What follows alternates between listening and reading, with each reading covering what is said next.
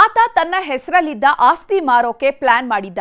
ಜಮೀನ್ ಮಾರಿದ ಹಣ ನನಗೂ ಬೇಕು ಅಂತ ಪಟ್ಟು ಹಿಡಿದ ಹೆಂಡತಿ ಭೀಕರವಾಗಿ ಹತ್ಯೆ ಮಾಡಿದ್ದಾಳೆ. ಮಗನ ಜೊತೆ ಸೇರಿ ಉಸಿರು ನಿಲ್ಲಿಸಿದವಳು ಡ್ರಾಮಾ ಮಾಡಿ ಸಿಕ್ಕಿ ಬಿದ್ದಿದ್ದಾಳೆ.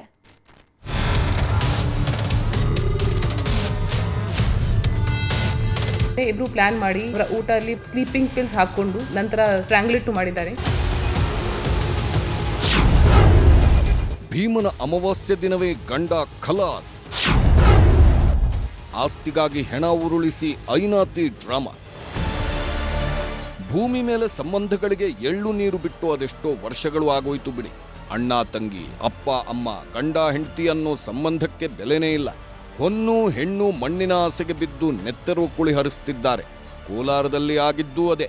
ಹಣದ ಹುಚ್ಚಿಗೆ ಬಿದ್ದ ಹೆಂಡತಿ ಮಗನ ಜೊತೆ ಸೇರಿ ಗಂಡನ ಕಥೆಯನ್ನೇ ಮುಗಿಸಿದ್ದಾಳೆ.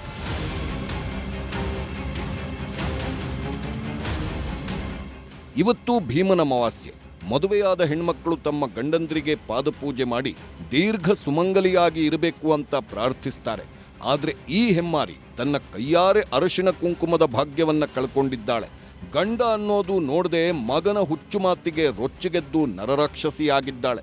ಇವಳ ಹೆಸರು ಜಗದಂಬ ಅಂತ. ಕೋಲಾರ ತಾಲೂಕಿನ ವೇಮಗಲ್ ಹೋಬಳಿಯ ಚನ್ನಸಂದ್ರ ಗ್ರಾಮದವಳು. ಇದೇ ನಾರಾಯಣಸ್ವಾಮಿ ಜೊತೆ ಮದುವೆಯಾಗಿ 15 ವರ್ಷದಿಂದ ದೂರವಿದ್ಲು. ಮಗನನ್ನು ತನ್ನ ಜೊತೆಗೆ ಇಟ್ಕೊಂಡಿದ್ಲು. ಗಂಡನಿಗೆ ಪಿತ್ರಾರ್ಜಿತ ಆಸ್ತಿ 2.5 ಎಕರೆ ಹಾಗೂ ಸ್ವಯಾರ್ಜಿತ ಆಸ್ತಿ 1 ಎಕರೆ ಭೂಮಿ ಇತ್ತು. ಇದರಲ್ಲೇ ಬೆಳೆ ಬೆಳೆದು ಜೀವನ ನಡೆಸ್ತಿದ್ದ. ಆದರೆ 1 ಎಕರೆಯನ್ನ 40 ಲಕ್ಷಕ್ಕೆ ಮಾರುವುದಕ್ಕೆ ರೆಡಿಯಾಗಿದ್ದಂತೆ. ಯಾವಾಗ ಗಂಡ ಆಸ್ತಿ ಮಾರ್ತಾನೆ ಅಂತ ಗೊತ್ತಾಯ್ತು, ತನಗೂ ದುಡ್ಡು ಕೊಡುವಂತ ಪೀಡಿಸೋದಕ್ಕೆ ಶುರು ಮಾಡಿದ್ಲು. ಇದಕ್ಕೆ ನಾರಾಯಣಸ್ವಾಮಿ ಕ್ಯಾರೆ ಎಂದಿರಲಿಲ್ಲ. ಇದರಿಂದ ಅಮ್ಮ ಮಗ ಹೆಡೆ ತುಳಿದ ನಾಗರಹಾವಿನಂತೆ ಬುಸುಗುಡೋದಕ್ಕೆ ಶುರು ಮಾಡಿದ್ರು.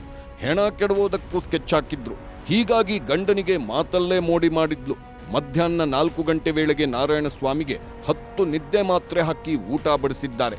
ಇದು ಗೊತ್ತಾಗದೆ ತಿಂದವ ನಿದ್ದೆಗೆ ಜಾರಿದ್ದಾನೆ. ನಿದ್ರೆಗೆ ಜಾರುತ್ತಿದ್ದಂತೆ ಮಂಚದ ಮೇಲಿದ್ದ ಹಗ್ಗದಿಂದ ಉಸಿರುಗಟ್ಟಿಸಿ ಕೊಲೆಗೈದಿದ್ದಾರೆ. ನಂತರ ಸೀದಾ ಪೊಲೀಸ್ ಠಾಣೆಗೆ ಹೋದ ಹಂತಕ್ಕೆ ಮಗನನ್ನ ತಪ್ಪಿಸಲು ತಾನೊಬ್ಬಳೇ ಕೊಲೆ ಮಾಡಿದ್ದಾಗಿ ಒಪ್ಪಿಕೊಂಡಿದ್ಲು. ಆದ್ರೆ ತನಿಖೆ ವೇಳೆ ಮಗನೂ ಕೂಡ ಸಿಕ್ಕಿ ಬಿದ್ದಿದ್ದಾನೆ. ಫ್ಯಾಮಿಲಿ ಜಮೀನ್ ಅನ್ನು ಬೇರೆ ಯಾರಿಗೆ ಮಾರಕ್ಕೆ ಟ್ರೈ ಮಾಡ್ತಾ ಇದ್ರು. ಅದರಲ್ಲಿ ಅಗ್ರಿಮೆಂಟ್ನೂ ಆಗಿತ್ತು. ಸೊ ನಾರಾಯಣ ಸ್ವಾಮಿ ಹೆಂಡತಿ ಮತ್ತು ಮಗ ಇದರ ಬಗ್ಗೆ ಒಪ್ಪಲಿಲ್ಲ. ಮನೆಯಲ್ಲಿ ತುಂಬ ಗಲಾಟೆ ಆಗ್ತಾಯಿತ್ತು ಈ ವಿಷಯ ಬಗ್ಗೆ. ಸೊ ನೆನ್ನೆ ಇಬ್ಬರು ಪ್ಲ್ಯಾನ್ ಮಾಡಿ ಅವರ ಊಟ ಅಲ್ಲಿ ಸ್ಲೀಪಿಂಗ್ ಪಿಲ್ಸ್ ಹಾಕ್ಕೊಂಡು ಮತ್ತು ನೆನ್ನೆ ನಂತರ ಸ್ಟ್ರಾಂಗ್ಲೇಟ್ ಮಾಡಿದ್ದಾರೆ. ಮಗನೇ ಇದು ಬಾಡಿಯನ್ನು SNR ಹಾಸ್ಪಿಟಲ್ಗೆ ಶಿಫ್ಟ್ ಮಾಡಿದರು.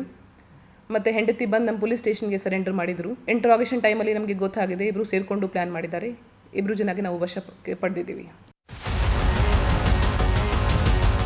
ಒಟ್ನಲ್ಲಿ ಹಣದಾಸೆಗೆ ಬಿದ್ದವಳು ಕಟ್ಕೊಂಡ ಗಂಡನಿಗೆ ಚಟ್ಟ ಕಟ್ಟಿದ್ದಾಳೆ. ಇಂಥ ಕಿರಾತಕಿಗೆ ತಕ್ಕ ಶಿಕ್ಷೆ ಆಗಬೇಕಿದೆ.